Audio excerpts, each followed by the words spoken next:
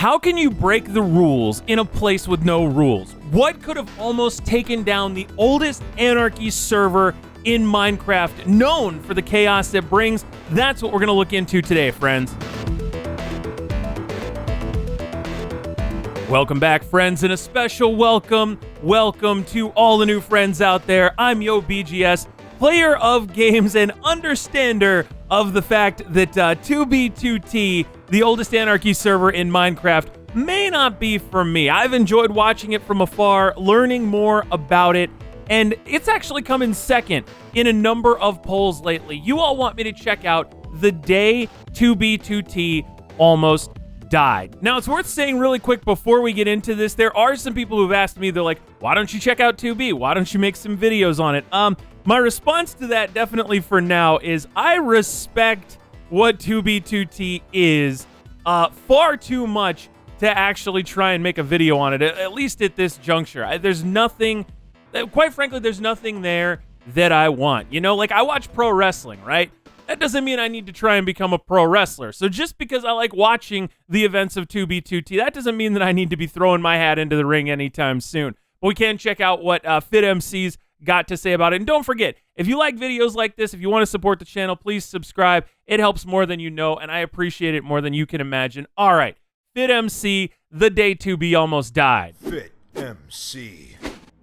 What's going on, everybody? This is FitMC, and today there's something we need to discuss about 2B2T. Now, I've debated making this video for about 2 years, but I never had a reason to delve into this topic until recently. This has also been 2 years since this video came out. I know some people have done reactions to it over the years, so my guess is that this is a very epic situation here. And I'm excited because I've watched probably 20 2B videos. I love FitMC's streams. I just somehow have missed this one, so I'm really excited. There is so much that I have to tell you. I hope you're sitting down for this because it's time to tell you about the history of 2B2T that has been kept secret from you. All right, hang on.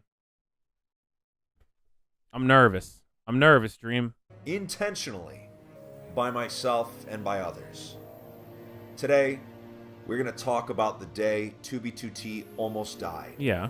And how the oldest anarchy server in Minecraft with you isn't actually an anarchy server.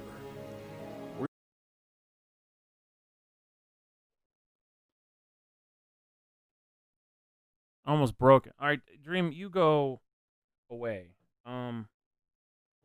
Because I don't want to throw you. Have you guys been playing me all this time? What happened? Now this is reminding me of Twitch Plays Pokemon with the democracy mode versus anarchy mode and all that kind of stuff. I'm hoping that Fit is just doing a sales job here and that he's going to bring this back around for me. Talk about a history of backdoor access, lies and deceit, and the server event that almost killed 2B2T for good. It's got to be a fire. When it comes to discussing the history of the server, I have not been entirely honest with you over the past 2 years, and I've left out some key details for reasons I'm going to explain later in the video. But let me tell you why I've decided to finally make this video. House, if you're watching this right now, I just want to say that I appreciate that you've kept 2B2T running all of these years, and I hope you will not be mad and rather understand why I've brought this up. The 2B2T player base, the FitMC fans, and all the players that have quit 2B2T deserve to know the truth about this place.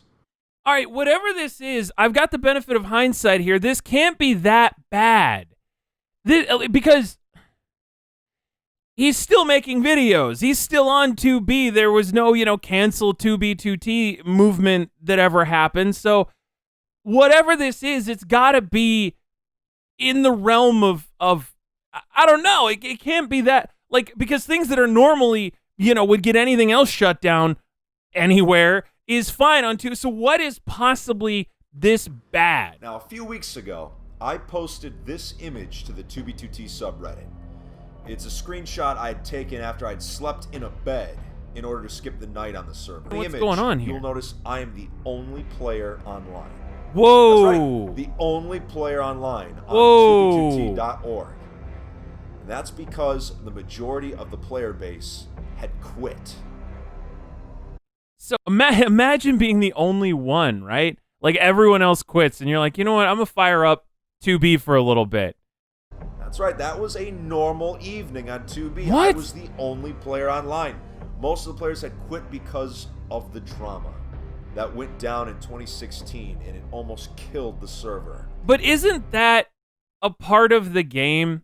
Isn't that, don't you know what you're signing up for? Isn't that a part of being on 2B2T, is that you know something ridiculous is going to happen that is completely asinine, that's going to compromise where you live, and then it's going to get exploded, right? I've started to learn that that is the cycle of life. I've learned that through watching tons of videos like this, where the point of building is almost to give somebody else something to destroy. And the point of them destroying it is to give you the freedom to build something else, to take off your mind all of this preoccupation with whatever it is that you've built. Now you can go create something else that you want to create. I understand that. So why, if somebody got griefed, for example, would they want to quit? Housemaster, in July of 2014, a strange message appeared on the 2B2T website. Yeah, that's right. 2B2T, it used to have a website, and it was run by House. Okay. It was paid for by the players. It was a legitimate website. But Housemaster had left this message. It says, Housemaster has left 2B2T forever and is no longer in charge. The server will continue like normal, though, and will be operated by an anonymous friend. Very interesting. See, that to me is interesting, because that is the type of gaslighting, right? That's a word that's come up a lot in like in 2020. But the thing about it is, that is the type of sentence where, for the people who want to believe any type of conspiracy theory about the fact that Housemaster is gone, this post, even if it gets deleted, this post will forever be in their brain that, well, Housemaster's gone. There was that cryptic post. So clearly, like, there's no refuting this post. What do you mean, an anonymous friend? Is the server going to die? Probably FitMC. What do you mean things are going to be normal? Well, there was an immediate change in quote-unquote Housemaster's behavior after this message. Okay. When emailed, originally his responses were calm and they were polite. But afterwards, they were kind of rude and slightly condescending, and it's a trait still. I hope you haven't confused Housemaster for the server operator, as I dropped that name over a year ago. Now soon, when name changing became a possibility, occasionally my friends would use that account. It only had OP in very rare moments. I used it to fix stuff. The name changed. I'm Housemaster on Steam if you feel the need to use any name. I've already told everyone and responded to me. I was asking about the back door. Okay. I have never actively played. I don't own an account. I don't remember you offering me $3,700 for it. I don't follow what you mean by power change. Odd. Very, very odd. Today. Also, something to note that the headers of his messages originally were in Swedish, but after this change, they were now no longer in Swedish. Mate, bro. That was also a little bit suspicious. Now, for the rest of 2014, nothing really unusual happened. But in April 2015, the April Fool's event was released, and it had a Middle Eastern jihad theme to it. This footage is... Because of course it did. Because what... Why would you have a daisies and rainbows and unicorns April Fool's event? All I have from that April Fool's map. Some of you have probably seen this video a long time ago on my channel. Man, don't do this. Please, don't do this. Get up. Let's get up. Don't do it. Man, don't do it. No, don't do it. Think of your family. Think of your fans. Think of everybody. You got me kicking out. I mean, I'm a fan of some memes as well. That reminds me of what was it? It was the 1997 when the Undertaker threw Mankind off the Hell in the Cell. That's a solid meme. I like that. I also realized, since this is 2B2T and we're going to be dealing with chat, I think I'm going to go ahead and put my camera down here. That way I can at least block some of chat should it come up.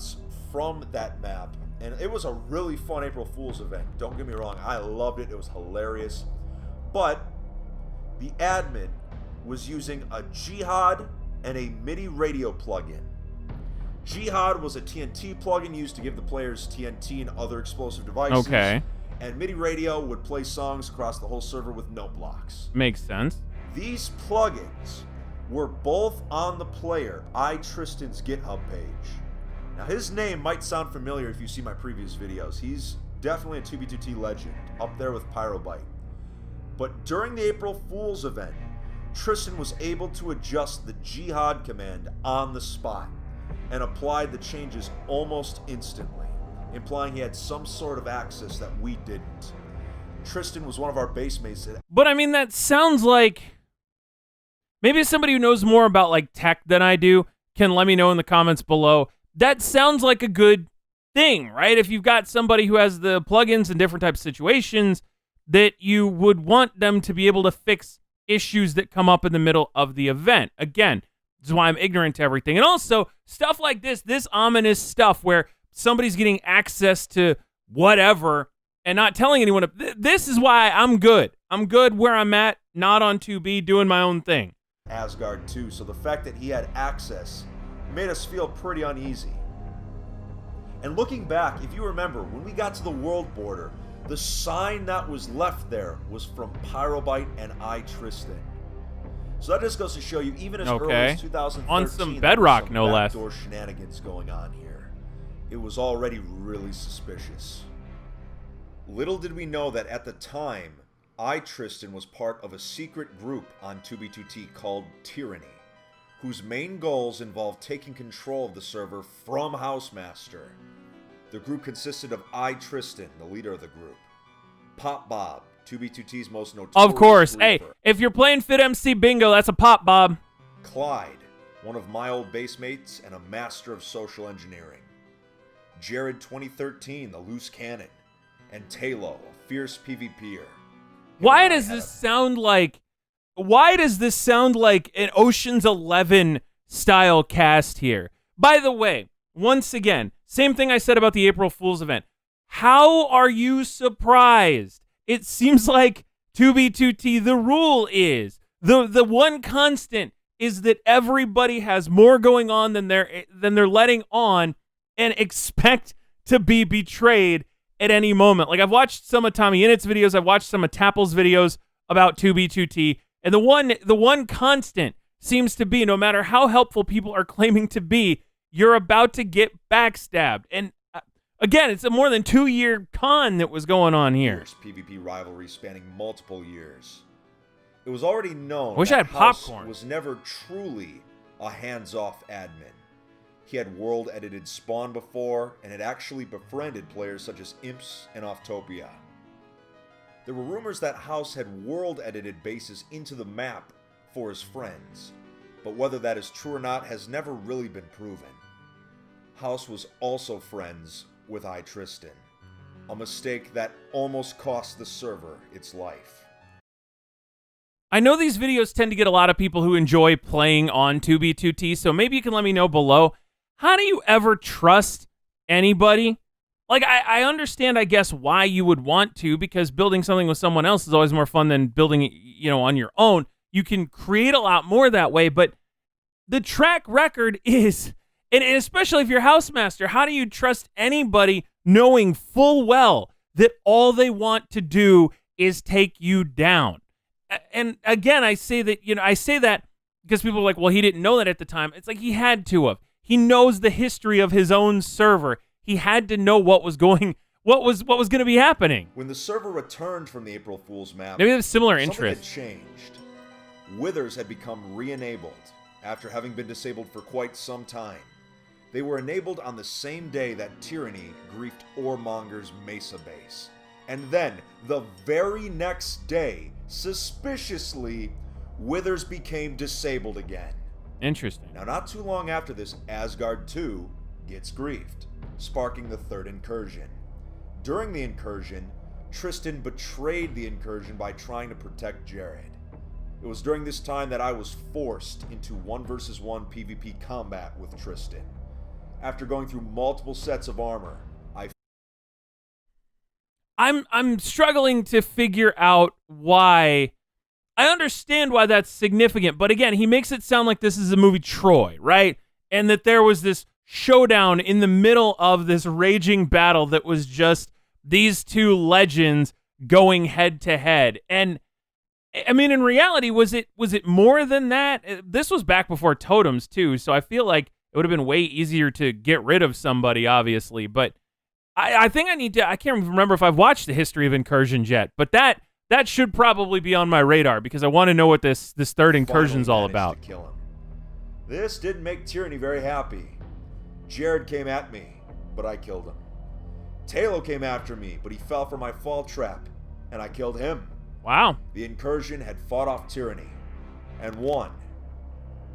For now. Are you still with me? I mean, good. Kind of.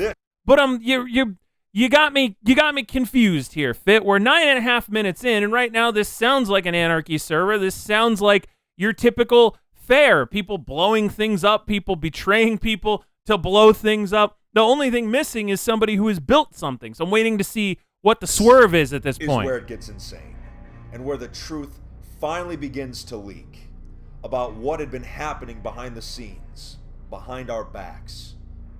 The year is now 2016. Oh, I like that glass platform, though. Bob had not been seen on the server in a while. Players were carrying on as usual, and bases like Aureus City and Space Valkyria continue to thrive. Man, I love those bases. I'm a sucker for 2B2T base tour videos. Like I don't make videos on them because I don't think they'd be particularly interesting to just see me oohing and eyeing over everything, but they're so amazing. And again, the ability of people to do this in a server that doesn't have creative mode, although it does have like unlimited hacks, so you can almost get like creative mode in a lot of instances. But to be able to build something like that the base we just saw, knowing that that's probably not there anymore. That's wild to me. Just become public. It's like you got to move out of town eventually. Teleport exploit or bed TP. Players were able to. I talked over TP. What do we got here? Base Valkyria continue to thrive. A brand new exploit had just become public. The bed teleport exploit or bed TP. Players were able to use beds to travel far distances in the Nether, abusing Minecraft's respawn mechanic in the overworld.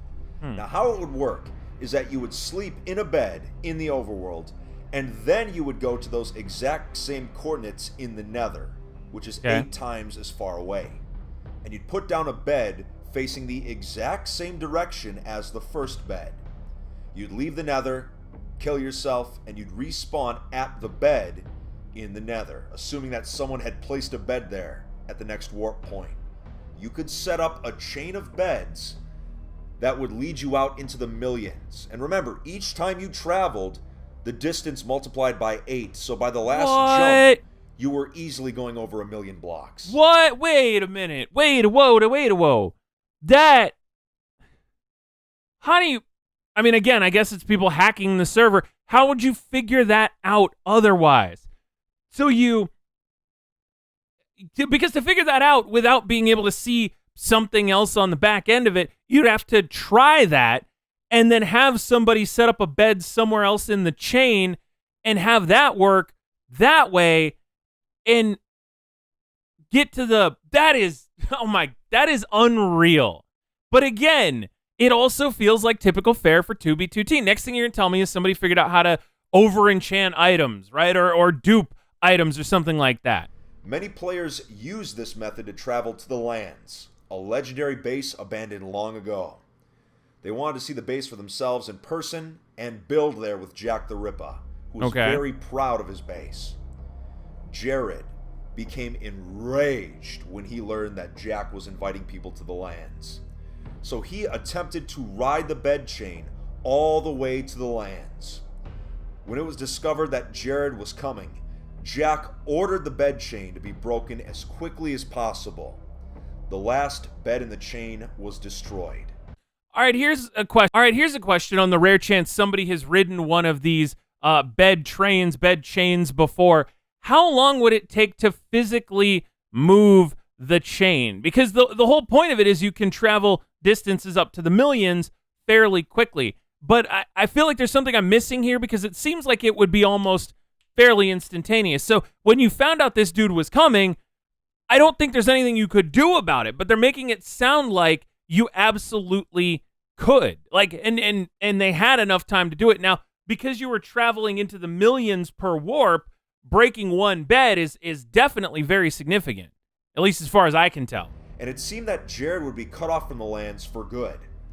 Everyone breathed a sigh of relief. Okay.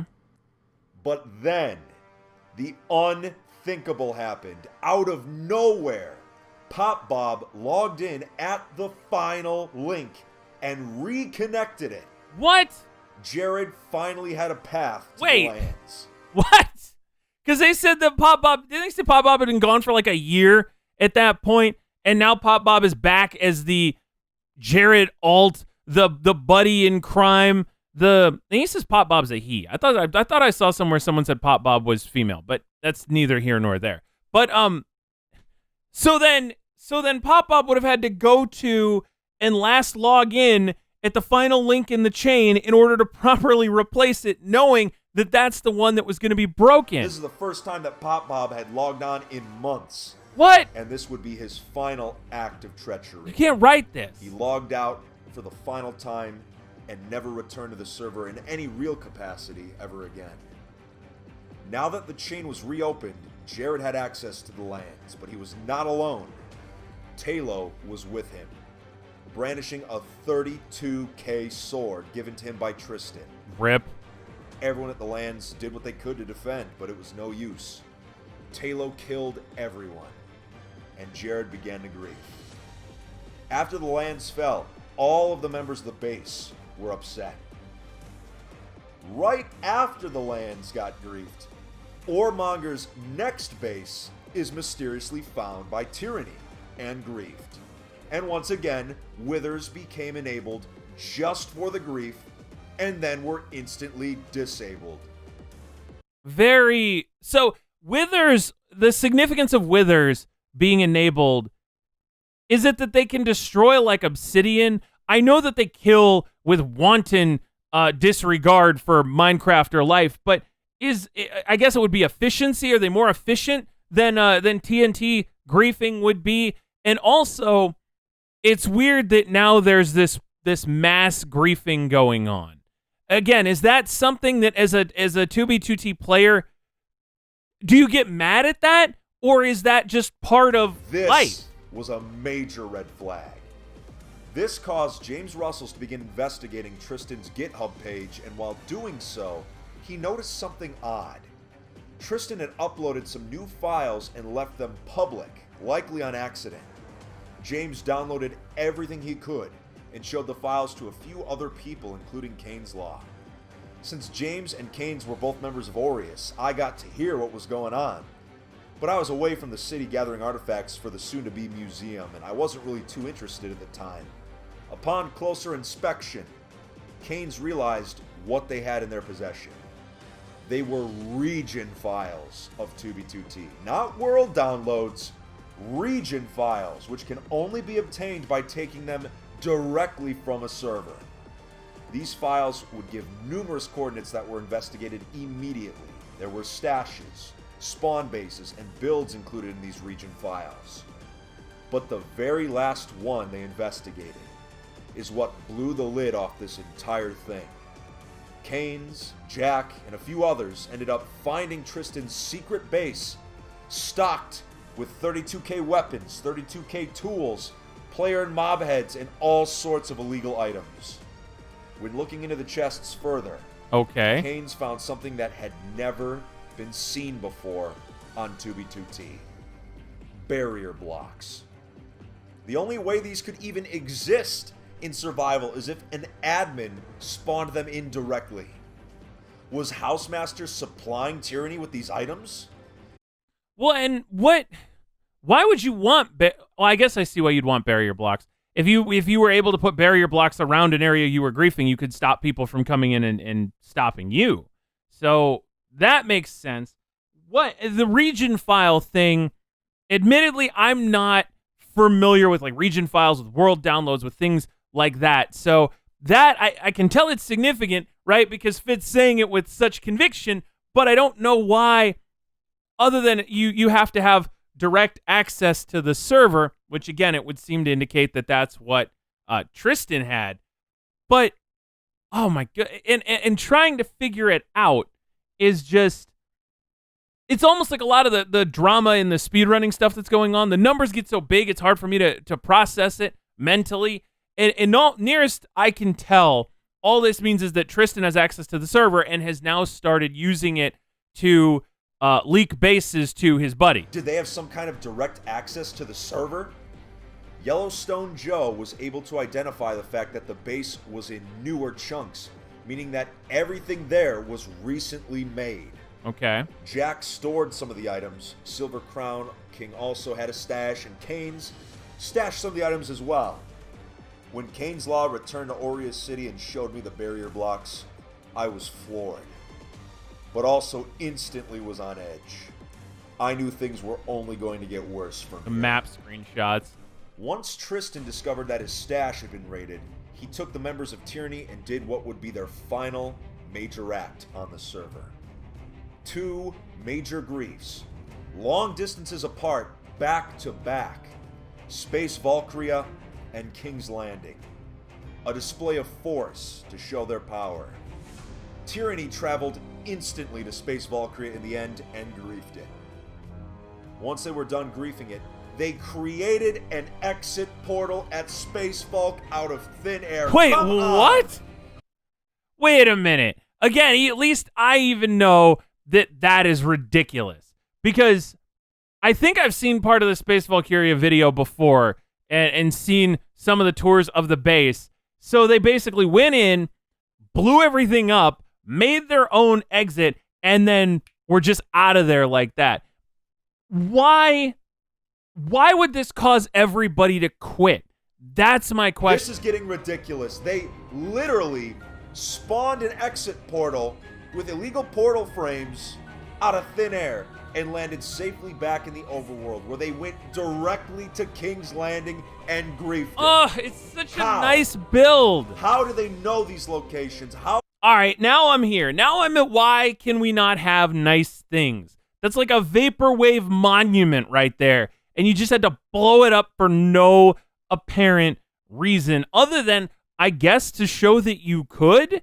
But, like, why then? What? Yeah, it's the 2B2T is the ultimate game of cat and mouse. And again, why would this make everybody quit? That's the thing I don't. That's the thing I think that's the missing piece. Possible. The player base was outraged. Normally, a grief is a grief, and you get over it. Right. But 2 major griefs, back to back, long distances apart in different dimensions, spawning end portals using illegal items. The community began to suspect that this was more than just a backdoor and began crying foul. Little did we know how much worse it actually was. Now this is getting good. While trying to seek information, Jack was talking to an old friend on the server, the Pompano. After talking for a while, Jack noticed that his behavior seemed a bit unusual. He told him, "Let's continue this conversation on Steam." Once contacted via Steam, Pompano said he had no idea what Jack was talking about, that he hadn't been on 2B in a long time. This meant that someone had hacked into Pompano's account. With further research, it turned out that there had been a Chinese database leak with thousands of emails and passwords that had been passed around the darknet. What? What? What? This is why. This is why, my friends, I do not want to play 2B2T. I've said before that in 2B2T, not only will people kill you, but then they'll find your information somehow. I don't know how it works. I'm not a doctor of the internet. But then I see that this, not only is there a backdoor to the server, not only are coordinates leaking, there's now a Chinese database hack and people's information is being leaked and hacked there. Like, this is, again, I don't know if I would be lauded for this, but like, stay away. Dude, just play the block game on your own. Go into a solo world. You can mine some dirt. You can stack the dirt. You can make a nice little hut. But why would you want to play on a server where this is apparently the risk? Or maybe this was a bigger thing in Minecraft in general at the time, and missing the boat on it a little bit. But like, I distinctly remember Fit saying in a video I saw the other day, don't have your actual IP or your actual in-game name when you log into 2B2T because bad things are going to happen. Then why do it? If it was just a simple build, grief, okay, but like, it's oh my goodness.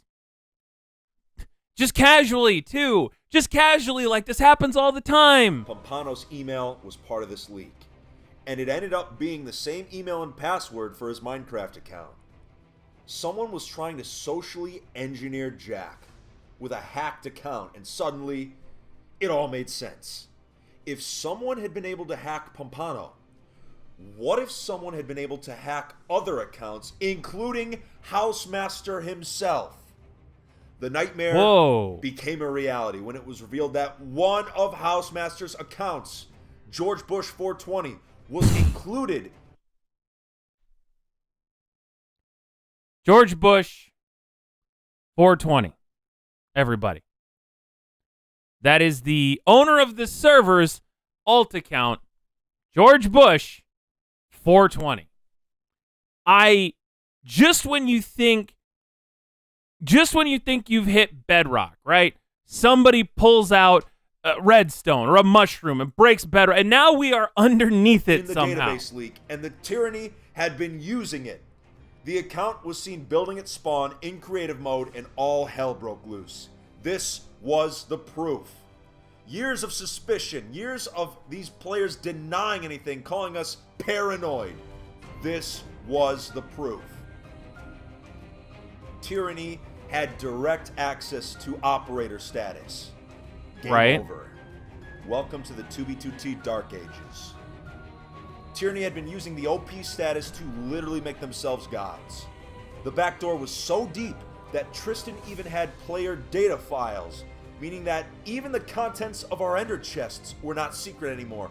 Our bed locations, everything about our accounts, our join dates, it was all leaked. That's what I'm saying.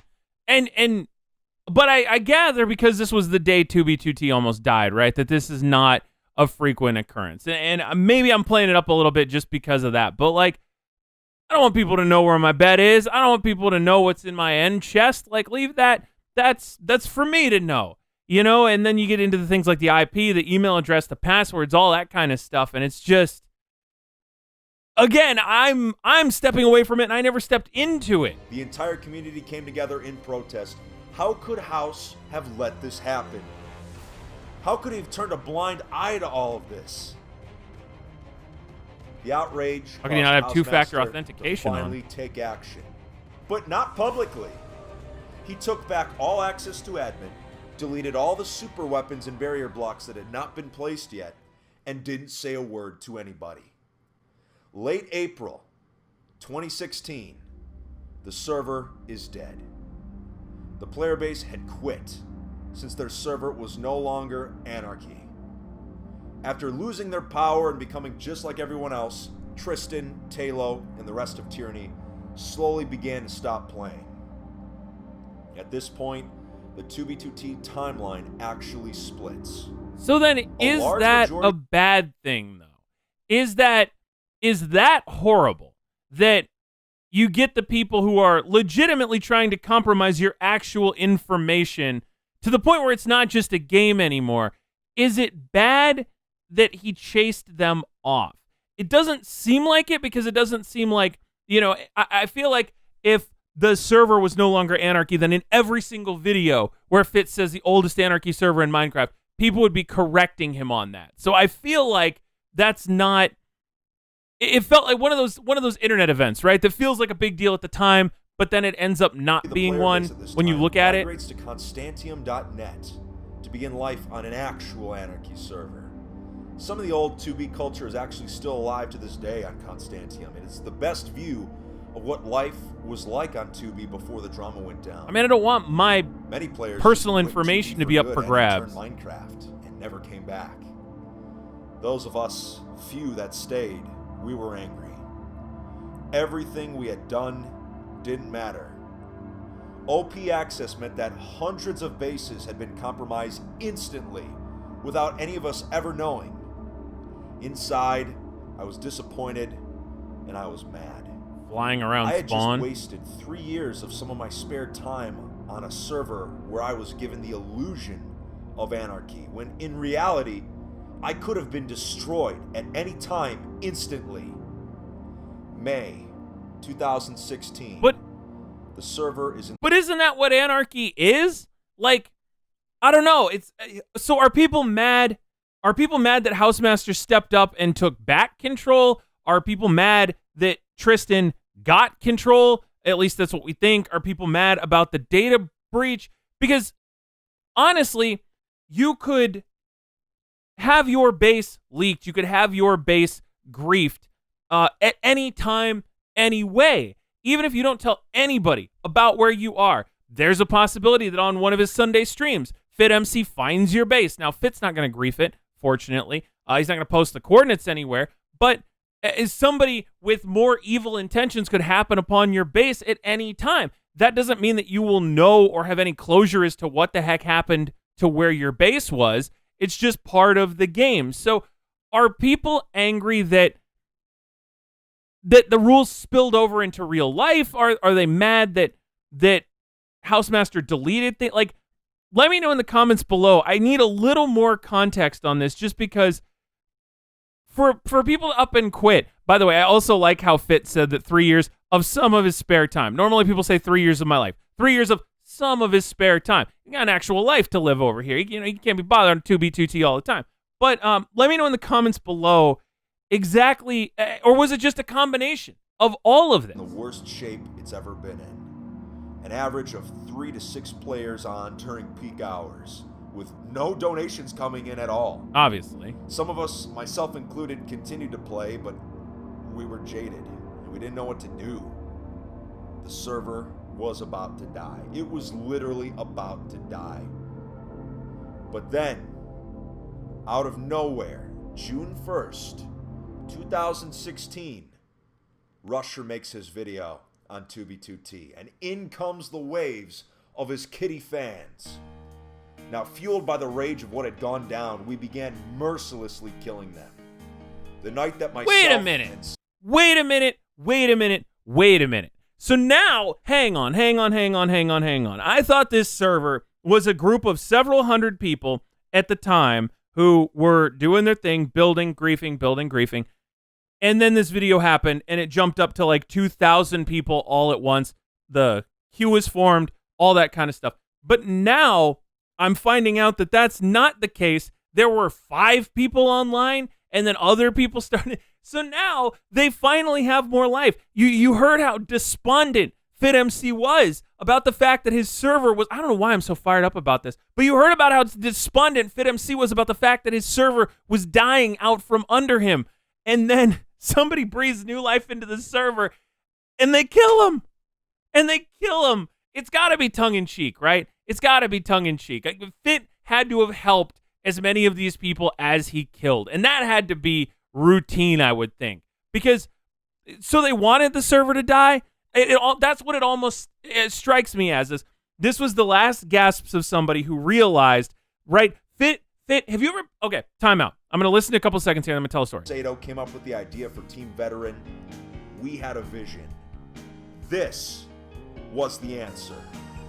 All right, have you ever been in a relationship and you are at a point mentally where you have checked out of the relationship? You've actually begun the grieving process of getting over this individual before you have actually gotten over them, before you've actually ended the relationship. And then something happens that sort of brings you two back together. Maybe it brings you back to a point where you remember one of the reasons that you fell for each other. And now all of a sudden you have separated yourself from this relationship, but you still have to be in it, right? That feels like what happened here. Fit and the rest of the veterans had grieved the loss of their server. The server was dead. They were moving on. They were almost sort of grateful for that. The fact that, okay, this is done. I can put it behind me. I saw this through to the end. I can move on with my life. Now they're seeing that, well, maybe this thing's not going to die after all, and they have to sort of actively, like How to Lose a Guy in 10 Days, they have to sort of actively try and find a way to get it back to where it was. YouTubers could save 2B2T. Rusher acknowledged team veteran, and we began the conflict that would bring worldwide fame to Two Builders, Two Tools. But you don't want that. 75 million views of 2B2T content all across YouTube in a single summer. But you don't want that. Rusher saved 2B2T from death. I bet you never thought you'd hear me say that. While Rusher was my enemy and our groups were at war, him and I, we worked together. And our conflict... I'm so confused. I missed my space bar. Because wait, didn't they team up in like Minecraft Monday at one point? I think I saw a video on that. So hang on. So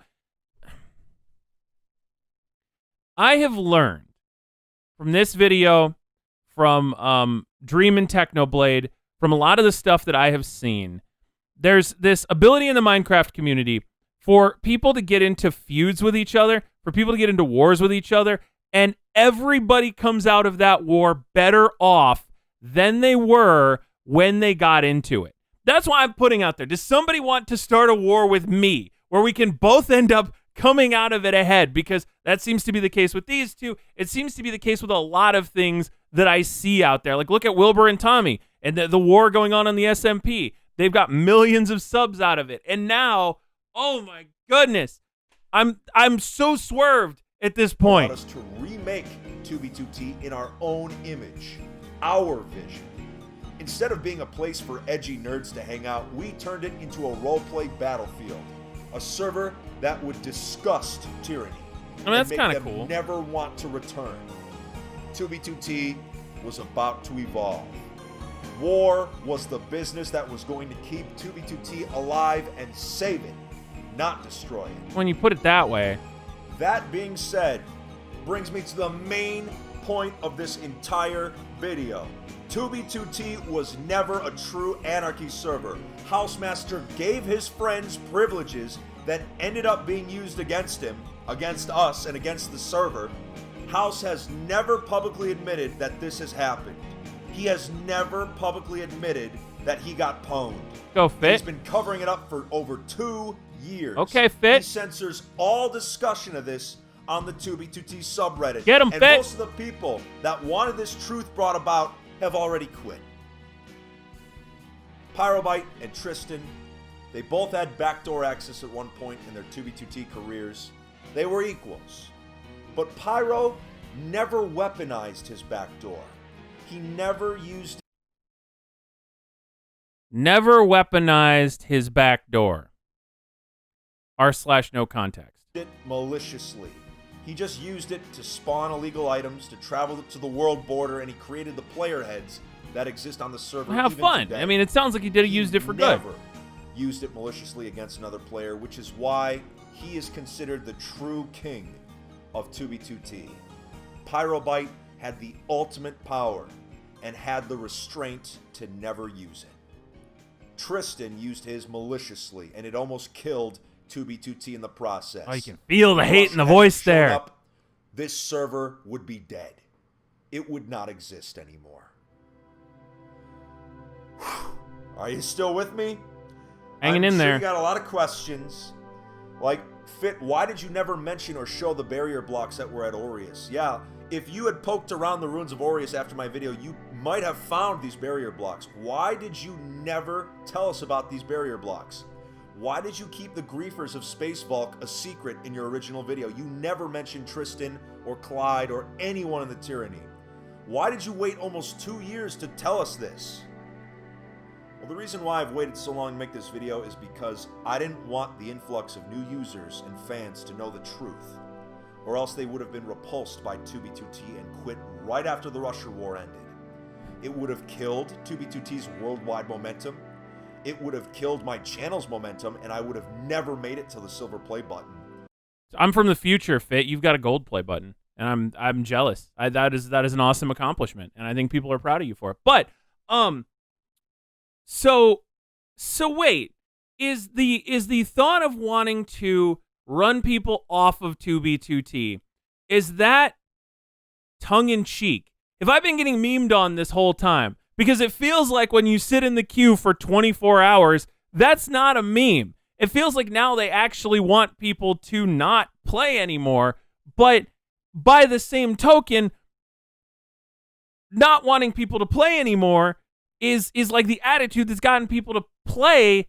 It's bizarre. It's almost like, I don't know, it's almost like this weird thing where like if people became accepting of new players, that people wouldn't want to play. Like it's this now triple reverse 4-dimensional chess psychology Uno game. 2B2T would have fallen into financial ruin with no conflict or advertisement.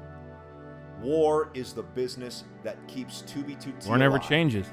If you play on 2B2T and you legitimately hate YouTubers like myself or Rusher or Ant Venom, you're a moron. YouTubers saved this server. I watched this server almost die. YouTubers brought it back to life. So next time you decide to complain about YouTubers, you should thank us. We saved this server for you. I'm sorry, I just get a little heated because, of course, because 2B2T is very contrarian in nature. Everyone loves to hate on YouTubers. Well, guess what? We're the reason you're even still playing on that server. So show some respect. Sorry, my rant is over. If you're new to the channel and you're wondering why we're trying to fight YouTubers and their fans constantly, see the real picture here. By killing them, we are actually embracing them and their change that they bring to the server. New players and new fan bases call. I mean, it doesn't feel that way if you're one of the people being victimized, but I guess I see your point, right? The people coming from YouTube, while they may be annoying, they're at least not trying to get backdoor access to the server with which they are going to completely corrupt everything. It's so bizarre. It is a culture unlike any other on the internet. I don't know why you would want to be a part of it. I mean, I guess if you've always been a part of it, I get why you want to continue being a part of it. But if you are new, I just don't get it. And I want to get it. I love the history. I love the lore, but I can't stand the concept of playing it myself. It keeps 2B2T thriving, and it lets us forget this server's troubled past. I hope you can all learn from the past so that these mistakes are never made in the future. I suppose. Even to this day, players attempt all sorts of exploits. They set up fake accounts to get backdoored plugins installed, but Housemaster's on top of it these days. Like I said, I'm sorry it had to come to this house, but your censorship and the fact that you've never publicly admitted that this has happened made me want to delve into this topic and show the world what really went down. That got spicy. But that's it for today's block game drama. If you're new here and you're not completely repulsed by what you have just witnessed, make sure to subscribe. And to all my 2B2T comrades and friends out there, old and new, make sure you stay alive. And I especially want to thank all the players that contributed to this video today. All the players listed here. That got spicy, Without my you, friends. I wouldn't have been able to fill in the gaps that I was unable to experience myself. Thank you so much. Boys, our story is finally heard. The truth is finally out there, and no one is going to forget that 2B2T is not truly an anarchy server. But then you go on and say that it is an anarchy server in every single one of your video. I don't know. Is it possible to have a true anarchy server in an instance where somebody has to initially set things up? Because you're essentially starting anarchy, but there is a ruler because there is a caretaker. You'd be hard-pressed to find someone who would run a server for 10 years and not actually have any interest in the well-being of the server to a point where that they would be able to keep their hands off the entire time. What do you think? I mean, there is definitely a lot to take in there, and I'm very happy that you all have recommended that video to me. I hope my reaction to it was entertaining. I know that this is getting to be a little bit of a long video, so I'm going to punch out here pretty quickly, but I dig those, man. I dig that history. I dig that everything about 2B2T. It's just every time you think you've got it pegged, there's another layer to the drama. There's another layer to the story. There's another something that you haven't seen before. So with that, my friends, take it easy. I'm going to be still making videos into the new year. Looking forward to an awesome new year on this channel. Thank you so much for 24K. I'm excited to see what the rest of all of this journey holds. Again, take care, my friends, and as always, I will see you for the salty run back. Be safe.